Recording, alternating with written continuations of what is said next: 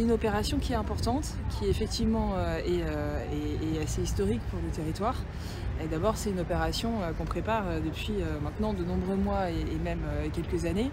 Et il est important qu'elle se déroule dans les meilleures conditions. C'est ce que nous avons pu assurer. Les éléments qui sont importants, c'est d'assurer une organisation millimétrée, que le point de départ soit prêt au moment donné. Il y a beaucoup de travail à faire et je salue la mobilisation des équipes des surveillants pénitentiaires et de toute l'équipe de la maison d'arrêt de Troyes qui effectue sa dernière nuit ici et qui a eu beaucoup d'étapes à préparer avec chaque détenu pour que tout soit prêt au moment du départ.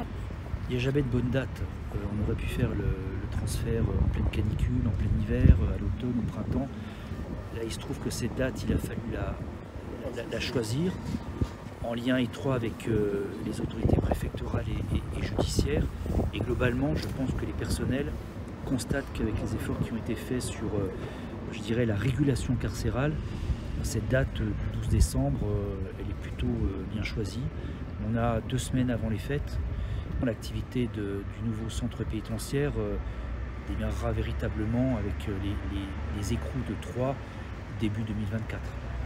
La technologie qui est mise en œuvre dans ces établissements est sans commune mesure, ne serait-ce qu'avec les établissements que j'ai connus il y a 25 ans quand j'ai démarré moi-même. Et donc il est évident que la nouveauté d'abord préoccupe, donc les équipes sont là pour rassurer, pour faire de la pédagogie.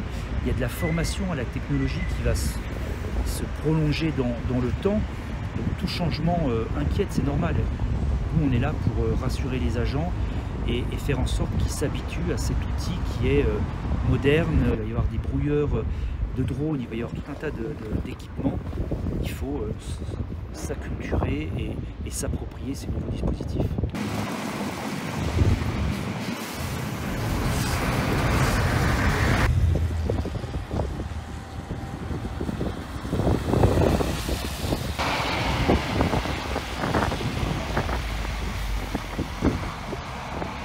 Le transfert s'est très bien passé, dans des temps tout à fait acceptables et dans d'excellentes conditions matérielles et opérationnelles. Il passe d'abord par des formalités administratives d'écrou et également de remise de leur, ce qu'on appelle leur pécule, leurs biens, leurs valeurs.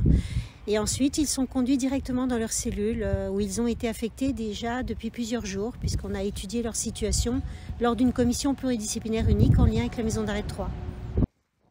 Eh bien là, demain, la journée va commencer normalement avec le rythme d'une journée de détention, des promenades, des personnes détenues qui vont à la cuisine pour préparer le repas du collectif et puis également toute la vie d'un établissement pénitentiaire.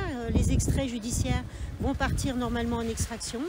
Il y a des activités aussi qui sont prévues, il y a des parloirs.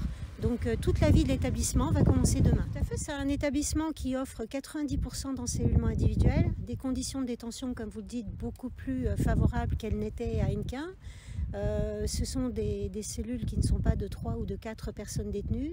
Ce sont aussi des lieux modernes qui permettent d'accéder à des activités, à des prises en charge. Et mieux prendre en charge une personne détenue, c'est effectivement prévenir la récidive.